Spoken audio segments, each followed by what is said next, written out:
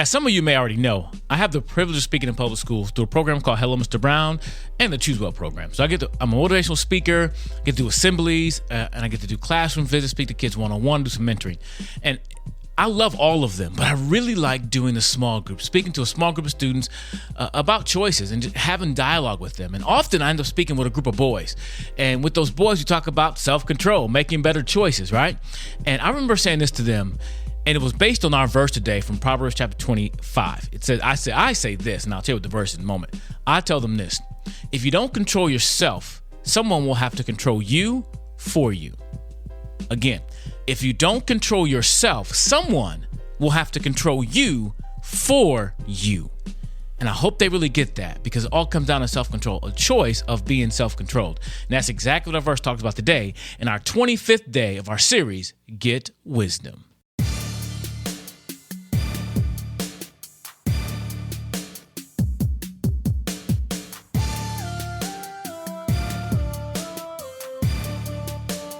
Hello, everybody. Mr. Brown here with Proclaim Ministries, and this is our series, Get Wisdom. And I want to, before we start, send a shout out or a thank you to all the people who are helping get this series done. I'm going to say a shout out to Brianna. Brianna's editing all these videos, which is amazing to me because that means I don't have to do that part. I can focus on just the teaching part and doing the video themselves.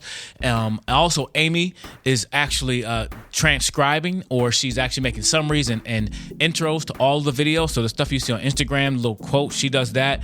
The summary you see in the podcast or on the website, they do that. And that is so much a blessing to me.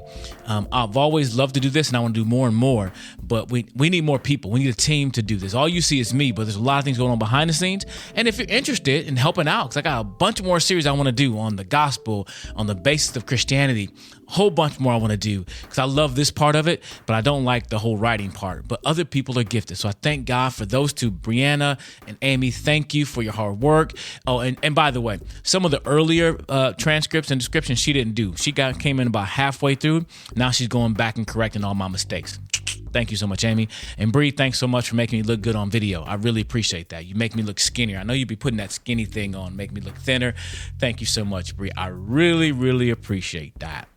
Anyway, guys, if you're interested in volunteering, just contact us at proclaimministry.com. Just send me an email, send me a voicemail. I would love to get more volunteers so we can do more. So that's for that. Now, let's jump into our verse for today, which is Proverbs chapter 25, verse 28, which says this: a man without self-control is like a city broken into and left without walls. Proverbs chapter 25, 28. Again, a man without self-control is like a city broken into and left without walls. Proverbs chapter 25, verse 28. As I mentioned before, I use this kind of concept when I'm talking to a group of boys and girls, for that matter, when it comes to self-control. A lot of our kids today are like me, very impulsive. Like, we just think it, we do it. We think it, we do it. And then we think about the consequences later. And what I'm trying to encourage students is to think about things ahead of time before you do it, kind of like a chess match.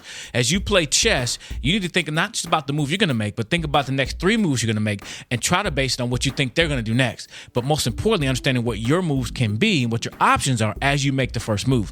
I would encourage all students to learn how to play chess. I didn't know how to play chess till after I graduated from high school.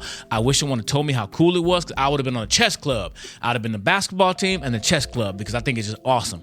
But the idea is making better choices and being self-controlled. Now, when I think about this idea, if you don't control yourself, someone will have to control you for you. I often talk to students about people in prison.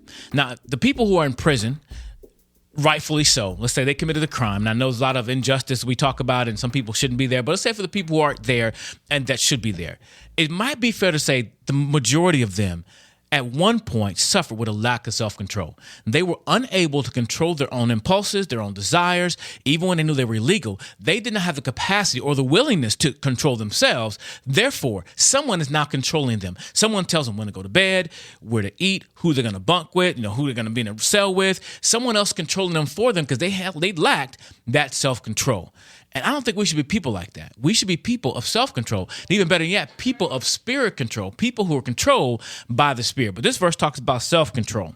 Now, I like this verse because it talks about the idea of a man without self-control is like a city broken into and left without walls.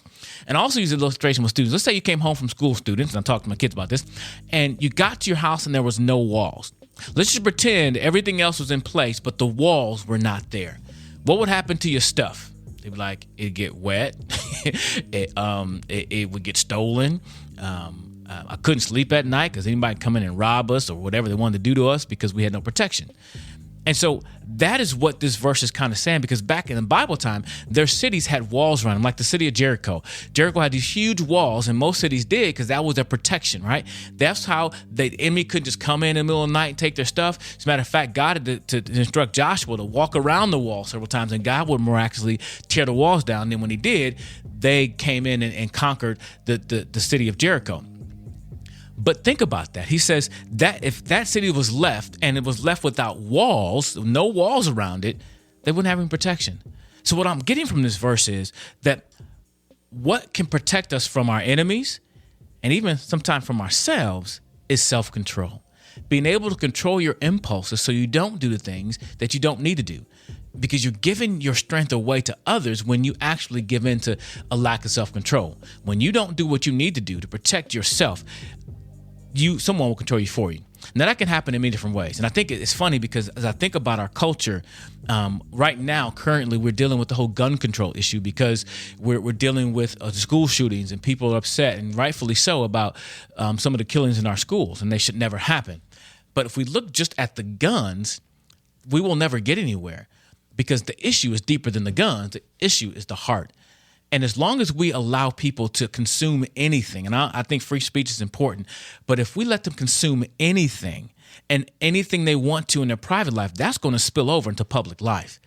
I mean, if you're watching people get shot up from the time you're 4 years old to the time you're 18 years old, and you're seeing glorifying guns and glorifying people who can murder other people and kill other people, and all this other abuse that we're watching continue, that's a lack of self-control. That stuff gets in your mind, and you can act it out. I remember recently I saw a viral video about this guy who went on a rampage. He was stealing cars. He thought he was the real Grand Theft Auto, which is a popular video game. So he was going around jacking people out their cars, going on high-speed chases, grabbing other people. He wrecked a bunch of cars, went on this whole rampage for hours, and the police were trying to catch him. And he was playing the live video game.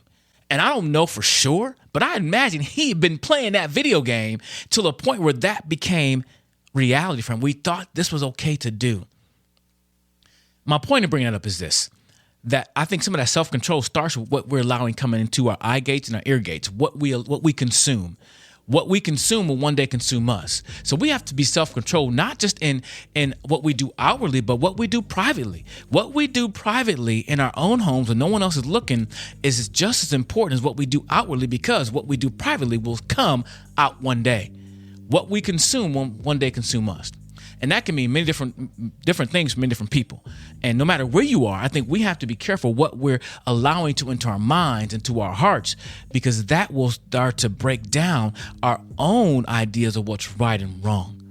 But the bottom line is this from our verse today, and I kind of got off on some other things, but I think it's important that we learn to have some self-control, some of that impulse control. And I think one of the biggest things is, number one, what we allow to come in, what we consume, because what we consume one day consume us. But not only that, we need to learn something called delayed gratification, that you can't have everything you want when you want it. Delayed gratification is so important because it teaches you how you can't have everything you want. And sometimes I think we give our kids, and this is a whole nother subject, giving our kids too much where they become entitled and they expect things. And when they don't get it, they lose it. I do thechoiceparent.com is a website we're building. I've done some podcasts on that, and we talked about some parenting tips. And one of the parenting tips I get and that I'm doing with my own kids is teaching them how to receive a no. Because if they can't receive a no, they don't have the capacity to receive a yes. In the sense that if you always tell your kids yes on everything, they come and expect that yes. And when they don't get that yes, they lose their minds. So often when my kids ask me a question, can we have this? Can we have that? My question to them is this: what are you going to say if I say no? What will be your response when I say no? And I'm teaching them they have to say, okay. And so I try not to ever say maybe or later, either a yes or no, because I don't want to leave kids in limbo, because I don't like to be left in limbo. But I don't like to say maybe, either yes or no, because I can always go back after I said no. So you know what? I changed my mind and say yes. But I never want to go back and say yes and then change my mind and say no, because that's not fair unless I have a really good reason for it. But my point is this: teaching our kids to have the ability to hear the word no is a great way to teach them to have self-control, because if you don't get some, it's not okay for you to blow up. Now, it's perfectly okay to be sad, to be disappointed, but you're not going to blow up at me because you didn't get what you wanted. You have to learn even that small little thing of self-control, because that small thing will grow into a life of having self-control. So again, our verse today is this: a man without self-control is like a city broken into and left without walls. Make sure you have the walls of protection in your life that is called self-control. Because if you don't have self-control, anything and everything will happen in your life, unfortunately. Hey guys, thanks so much for listening. I went over my time. I just get so excited to get into this. So I hope you're enjoying the series, and I hope you are sharing it with other people. Also, remember, you can check this out on the podcast. If you're listening by podcast, thank you. For watching video, thank you.